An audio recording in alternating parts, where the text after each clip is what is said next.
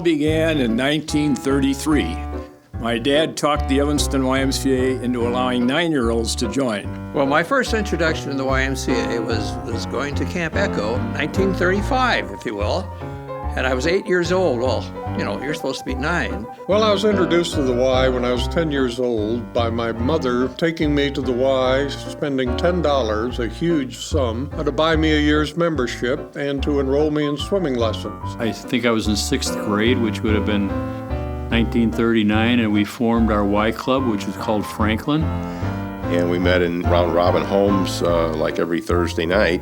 Probably my best friends are people that were friends of mine when I was in 6th, 7th, 8th grade high school. In the 40s and 50s, the Y was really the alternate sports program for most boys. We could play flag football, we could play basketball, we could play baseball in the spring, so we did all of that. That was, where you got together when you came home from school. If you were away, that's when you wanted to get together and see people.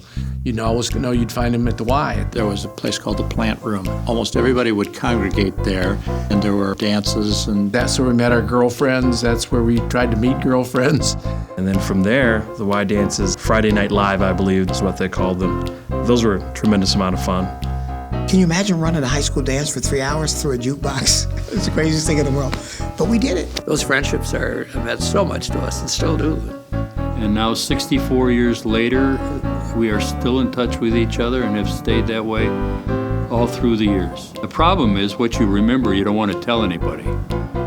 It's the adventures that we had that we thought were a little over the top but got away with. No, I discussed this at lunch with the boys and they told me to keep quiet.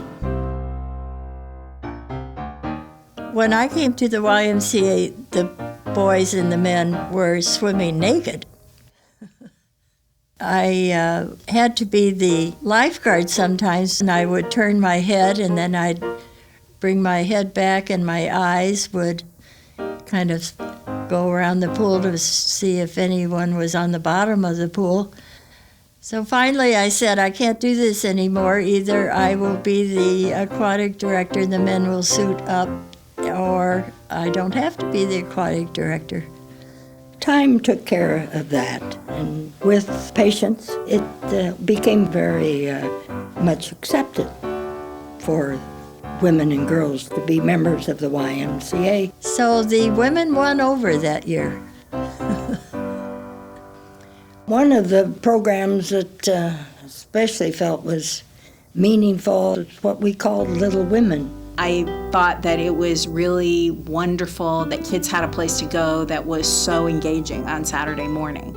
And then to start developing leadership with junior high girls was also a really nice thing. And we had swim lessons, and we played in the gym, and we did dramatics, and then we'd all meet in the old cafeteria and wait for our parents to pick us up, and we always would tell them to come a little later, and they had the best French fries. We'd have French fries and vanilla Cokes. And indeed, throughout my elementary and then middle school and high school years, the YMCA was a second home for me. And it gave a purpose. Everything was done, from music to sport to social service. It was all done through the YMCA. During this time, which I've often called the golden years of the Y, it was fun to be in the beginning of so many of the programs that now are going strong, such as the preschool program. It was just the right people at the right time to allow something to happen that is tremendous today. And this was very gratifying to have children who were fearful of the water become very comfortable. And one of the things that I knew through mothering, and I knew through this circle of friends that I had,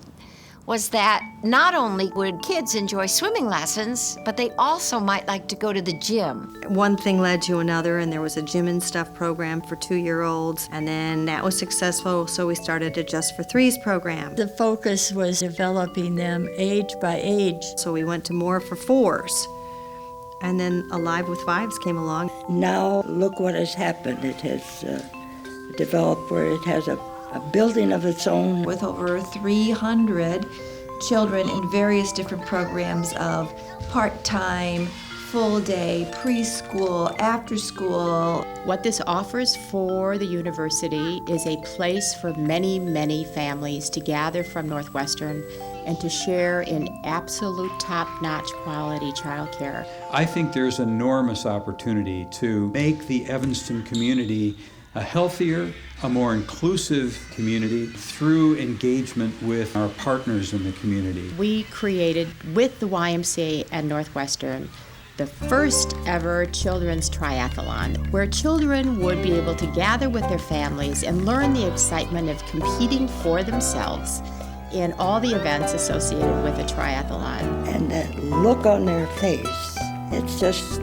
again, it's one of those moments that you say, this is all very, very, very worthwhile. Well, let me take you back a little bit to the Emerson Street YMCA, because I remember it vividly. It was the center hub of activity for African Americans. There were always tremendous programs there, ranging from, arts through athletics that really helped to mold a couple of generations. The primary interest was playing sports and always having a place to kind of like hang out, a safe place where great people, great leadership was provided and high expectations required. They had a pool, a gymnasium, basketball, scattered dodgeball. Jim and I would go to the Y, he would shoot pool. Every Wednesday night you could always expect to go there and see all of your classmates from, like I say, freshmen all the way up to the seniors. So it's just a fantastic time. The Grove Street building was a place that I wasn't supposed to necessarily be at. The Emerson Street Y closed in 1968, I believe. I remember my parents kind of dropping me off and kind of kicking me out of the car and telling me I need to go to the Y.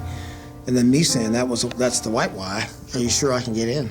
It was an effort to what we would now call become more inclusive, but at that time was understood in the context of desegregation and integration. I mean, it was a tremendous loss. I mean, it's kind of like, for some, the only thing that they knew was the Emerson Street Y. It was everything. What I would say is I think there is still some bitterness, some probably a little bit of a divide. I do know, I think the current staff team has tried to bridge that as best they can. Tremendous progress has been made. I became the first African-American chairman of the board of directors. It's worked really hard to kind of build bridges to that history, to kind of make sure that we sustain the commitments to all members of the community. One of the things that I was directly involved in was the Foster Reading Center. That was a wonderful way to let people know that the YMCA was really involved. The bridge is being built.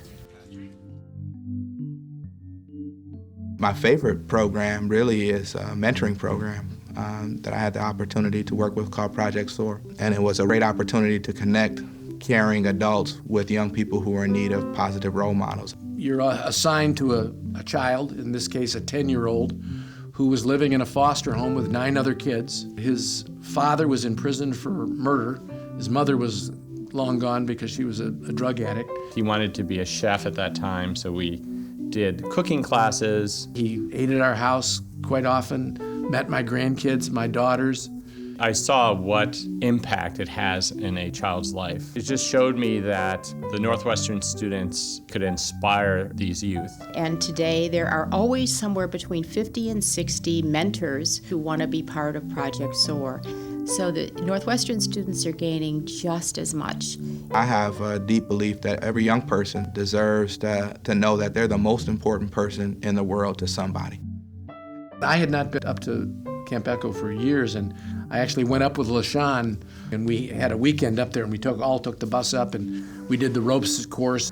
And that's something that no matter where a young person was, they could have courage off the charts. We were all in this cabin. There were 4 mentors and their mentees, and LaShawn was in the bunk down below, and I was sleeping in the upper bunk.